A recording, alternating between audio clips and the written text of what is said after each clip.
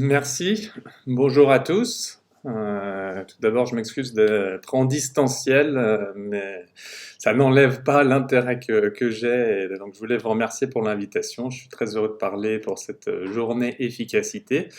Ça va être dur de capter encore un peu de temps de cerveau disponible après 3 présentations de cette qualité. Merci à Baptiste pour la transition vers les autres types d'organisations, notamment les entreprises libérées, vu que c'est le thème de ma présentation maintenant. Alors, est-ce que c'est moi qui envoie les slides ou est-ce que vous les envoyez? Tac, ah bah voilà. Donc, osons la confiance, quelques modèles de libération en entreprise ou pourquoi il ne sert à rien de motiver ses troupes. Une idée un petit, pour faire réfléchir. Donc le programme de tout ça, les origines, c'est que j'ai personnellement expérimenté le micromanagement. Donc le thème de la confiance, il m'est très cher à titre individuel. Donc je vais essayer de vous exposer quelques éléments sur cette donnée primordiale qui fait malheureusement assez souvent défaut, que ce soit dans les entreprises, dans les administrations, parfois même dans les ONG. La confiance, c'est ce qui met très longtemps à se gagner, mais c'est ce qui se perd aussi le plus vite. C'est un capital immatériel de l'entreprise dont elle a besoin pour séduire les clients et pour garder ses meilleurs collaborateurs. On va parler des origines de la libération, évoquer quelques principes, parler du bouquin phare L'entreprise libérée de Isaac Gates et Brian Carney, des 3 dimensions de l'autonomie au travail, et on conclura sur les pièges à éviter et quelques points de vigilance. Donc les principes, pour commencer, le premier, croire en l'homme, je ne vais pas tous les détailler, mais je vais commencer avec les 2 premiers. Ce point de départ pour réinstaurer la confiance, c'est sans nul doute de partir du présupposé que les salariés en sont dignes. Or, il est fréquent de voir des dirigeants qui doutent des capacités de leurs collaborateurs au motif qu'ils ne sont pas prêts ou qu'ils ne sauront pas faire. Alors, rares sont les dirigeants qui disent non, au fond, c'est moi qui ne suis pas prêt, qui n'y crois pas. Alors que si vous ne croyez pas en tant que manager que vos collaborateurs sont des adultes responsables, bienveillants, dignes de confiance, ben c'est pas c'est pas très utile d'écouter cette présentation. Vous allez perdre du temps. C'est au contraire là-dessus qu'on doit baser les entreprises du 21e siècle. Donc le second principe va avec, dans la continuité du premier, assouplir son ego de dirigeant. Si on repense à une conférence devant des étudiants de MBA en 2009, le patron d'AXA à l'époque, Henri de Castries, AXA, un des leaders mondiaux de l'assurance, témoignait qu'il n'hésitait pas à recruter et à promouvoir rapidement des personnes meilleures que lui, des gens capables de faire mieux que lui dans certains domaines, car il est clair que c'est quelque chose de bon pour le groupe. Ce raisonnement, il semble tellement sensé et pourtant, quand on voit un petit peu, que ce soit dans les entreprises, que ce soit en politique, la façon dont c'est appliqué, on peut se dire qu'il est loin d'être partagé par la plupart des dirigeants et ça questionne. Le troisième principe, fédérer autour d'une identité commune et partagée. Donc ça, c'est un peu mon métier. Moi, je suis consultant. J'ai fondé un cabinet de conseil en stratégie l'année dernière pour aider les entreprises notamment à définir leurs valeurs, leurs visions, leurs raisons d'être. Donc le troisième principe, j'y crois beaucoup. Vous pouvez ensuite trouver les autres associés aux décisions, se connaître autrement que par sa fonction. C'est important de créer des moments, comme dans la première présentation, c'était bien expliqué, de créer des moments qui permettent aux gens de se rencontrer, d'oublier un peu la fonction. Les anglo-saxons sont très forts pour ça. J'ai travaillé à Londres pendant des années. Quand on sort du bureau, qu'on se retrouve au pub, ben, il n'y a plus du tout de hiérarchie. On arrive à très bien séparer les choses. En France, c'est un petit peu plus compliqué. Sixième principe, promouvoir la transparence. Ensuite, faire preuve d'authenticité, renouer avec la proximité, libérer l'expression. C'est vraiment important de pouvoir s'exprimer dans une entreprise. Et enfin, point principal pour la confiance, quand on annonce quelque chose, il faut essayer de le respecter, sinon ça va créer énormément de défiance, et c'est pas notre objectif. Donc, les origines de la libération, il y a dès la fin du 19e siècle, avec l'organisation scientifique du travail, le taylorisme, il y a une meilleure productivité qui a été obtenue grâce à des méthodes que vous connaissez, que vous avez étudiées en cours pour ceux qui sont encore étudiants. Et ça va se traduire à la fois par une augmentation des profits de l'employeur, mais aussi par une amélioration du sort des travailleurs, qui vont pouvoir travailler moins, voir leur pouvoir d'achat augmenter, et qui va donc historiquement constituer une libération par rapport à un sort extrêmement compliqué, à un prolétariat au 19e siècle qui était dans des conditions au début de la révolution industrielle extrêmement compliquées. Donc deux conceptions ensuite sur les justifications de l'autonomie vont s'opposer dans les sciences sociales, l'autonomie au travail ou dans le travail et l'autonomie du travail.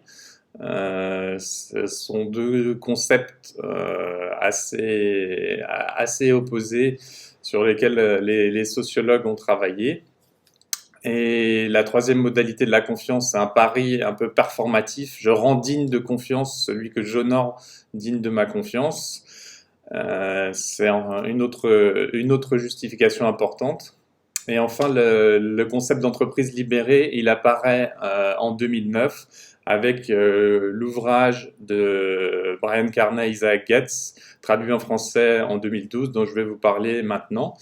Il se base, cet ouvrage, sur 4 principes. C'est sur le slide suivant. Merci beaucoup. Le premier principe, le principe d'égalité.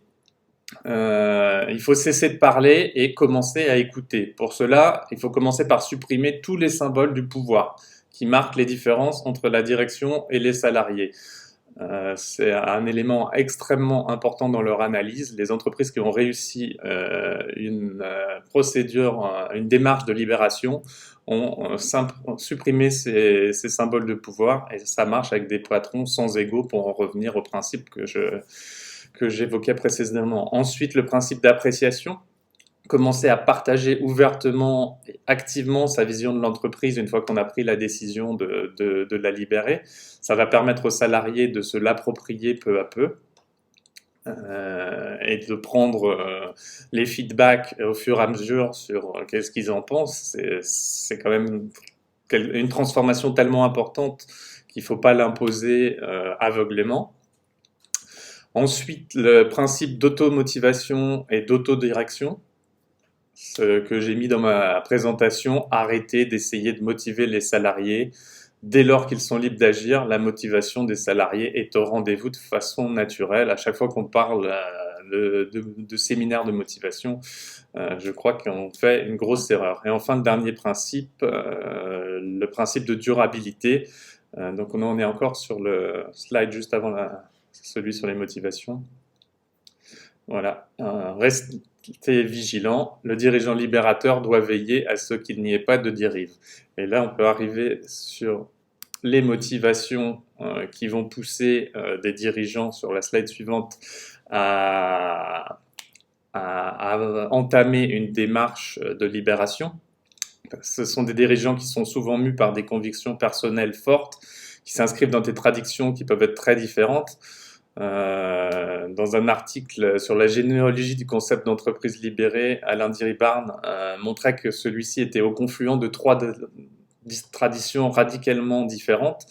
Les libertaires de l'économie sociale à la recherche d'une alternative au capitalisme qui s'appuie sur la quête du bien commun, sur l'économie collaborative ou de partage. Les libertariens qui sont eux au contraire au service d'un capitalisme débridé marqué par l'esprit de la Silicon Valley.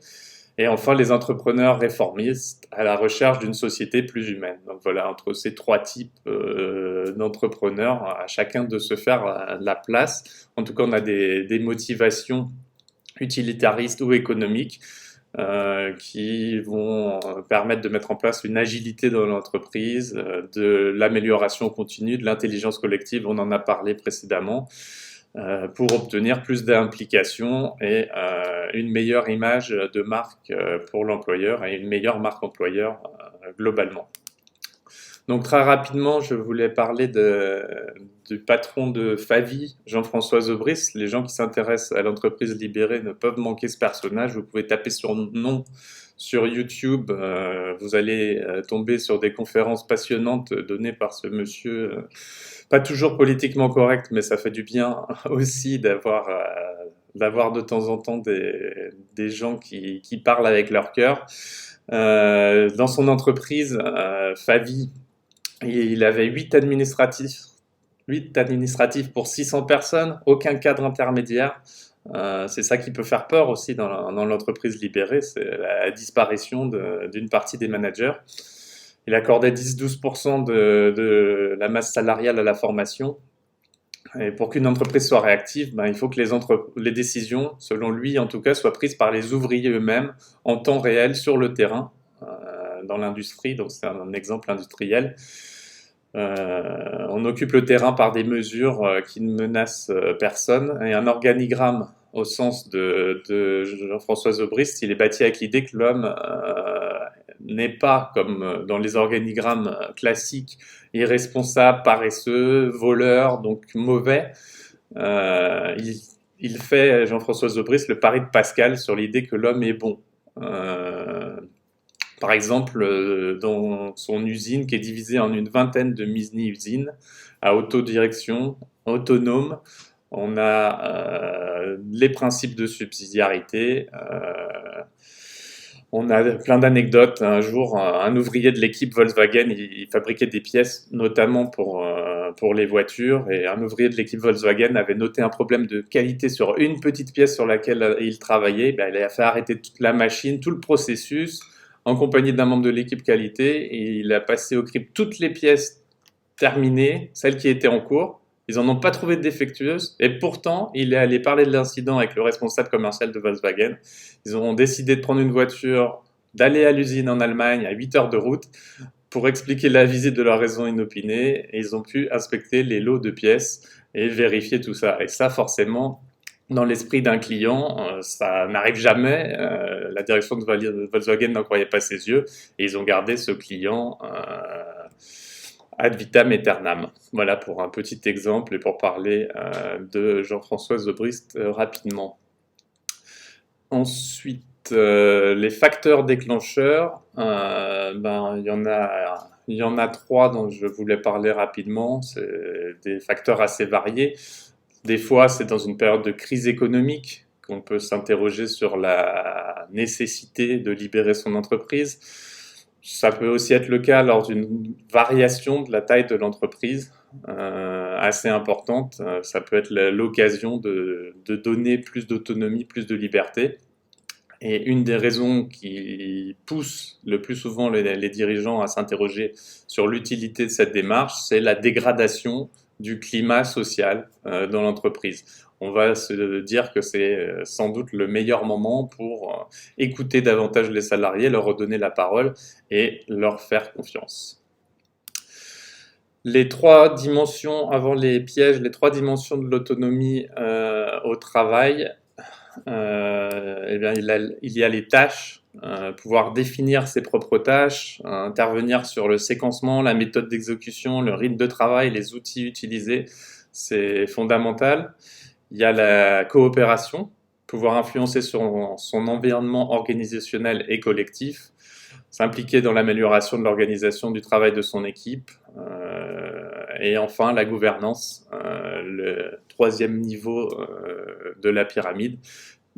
C'est important de donner toute leur place au dialogue social, à la parole des employés, via un mode de management participatif avec la présence, bien entendu, des représentants des salariés dans les organes de gouvernance.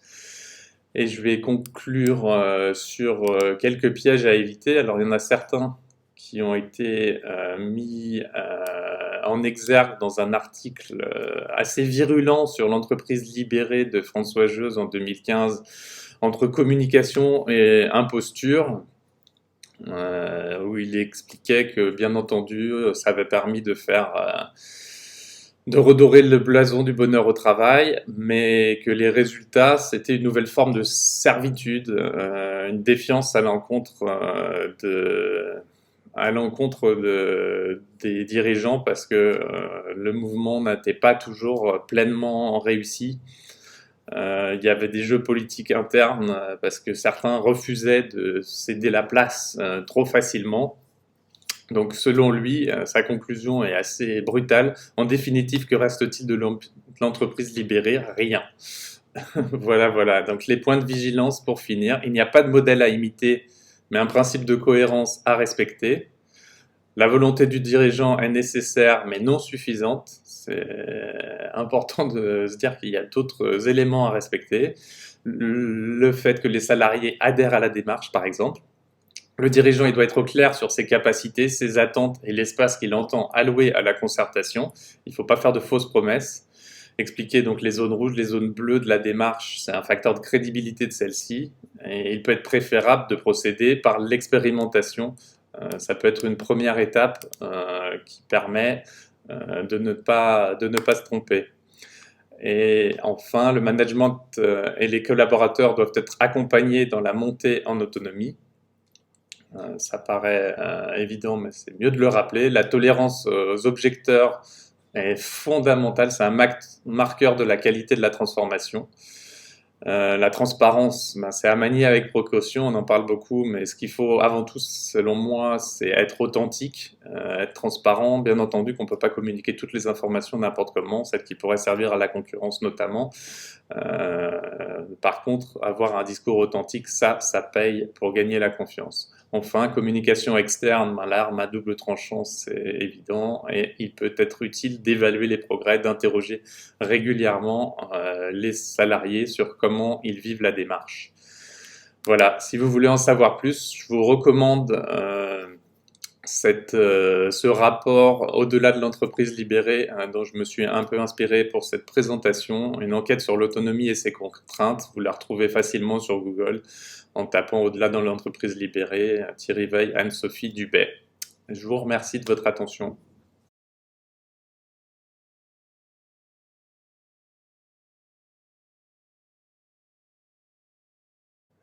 C'est une très bonne question. J'ai pas de chiffres aussi précis à donner. Je me rappelle de cette conférence en question. J'ai pas l'impression que les données aient énormément évolué. Je pense que la crise qu'on a vécue a été un révélateur de beaucoup de choses. Soit les gens reprenaient confiance dans leur entreprise parce que elle faisait tout par rapport à une situation nouvelle pour leur donner des moyens, pour leur faire confiance, et donc ça a réengagé certaines personnes.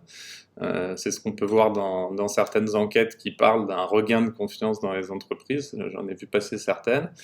Et par contre, on a un mouvement totalement inverse dans beaucoup d'autres entreprises. C'est très dur à quantifier exactement, mais qui montre au contraire que la confiance qui était déjà pas très haute est définitivement perdue parce qu'elles se sont comportées de façon totalement inhumaine, parce qu'elles ont fait appel au télétravail alors que c'était théoriquement du chômage partiel, enfin, parce que la façon dont ça a été géré était absurde.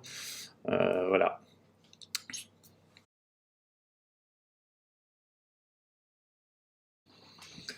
Et donc pour la deuxième question sur les risques de confusion que peuvent engendrer la mise en place de l'entreprise libérée, je pense que vous avez tout à fait raison. C'est pour ça qu'une partie d'entreprises sont revenues en arrière. C'est parce que la démarche soit n'était pas authentique. C'est le premier gros facteur de risque. C'est quand on voit une mode marketing et qu'on se dit ça va faire bien, mais qu'on n'a pas l'intention de changer quoi que ce soit en profondeur. soit qu'on veut le faire trop vite, l'imposer du haut, sans consultation, sans prendre le temps de mettre ça en place, d'expérimenter, de voir comment mieux mettre en place des processus d'écoute collaborative qui permettent un succès. Il y a des entreprises qui montrent, qui prouvent que ça peut marcher, mais c'est pas forcément ni adapté à toutes les entreprises, ni facile à mettre en place. Ça prend de toute façon beaucoup de temps et il faut se donner le temps en question si on veut que ça réussisse.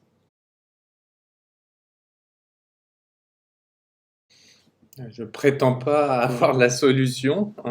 C'est clair que si, j'en reviens là, s'il n'y a pas de volonté réelle et authentique, parce que ça peut pas venir du bottom-up.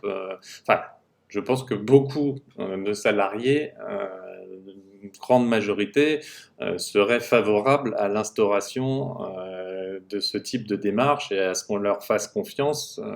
Ça paraît évident.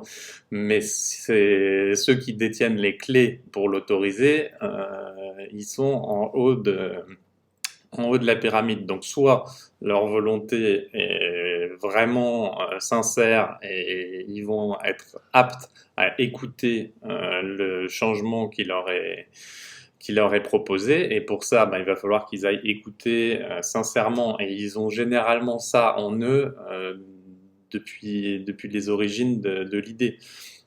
Soit, voilà, c'est vraiment une démarche totalement opportuniste. Et il n'y a rien à faire à part à leur dire que ce n'est pas adapté pour leur entreprise et à leur proposer d'autres outils. Moi, je travaille beaucoup donc, sur la raison d'être, sur des outils, sur l'identité qui permettent de redéfinir des valeurs qui sont en accord avec l'entreprise et qui vont permettre de travailler petit à petit ces sujets pour faire évoluer les choses. Mais d'abord, il faut savoir qui on est. Et si ce qu'on est profondément, c'est pas un leader libérateur, venir proposer la libération d'une entreprise, c'est la course, c'est l'échec assuré.